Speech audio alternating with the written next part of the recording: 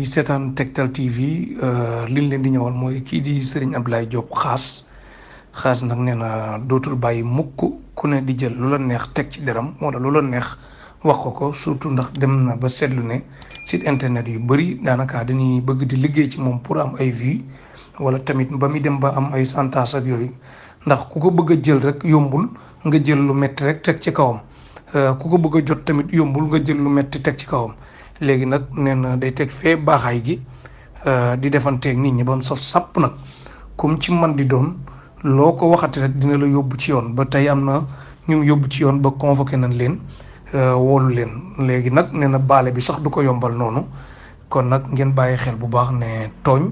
baaxul dëgg moo baax ku ne def li la war jàmm ak salaam am au lieu que ñuy limitur naan woon a diw ak diw ñun nag manewun loolu ndax bëgguñu tiital mbokk kenn moo tax dañuy wan ne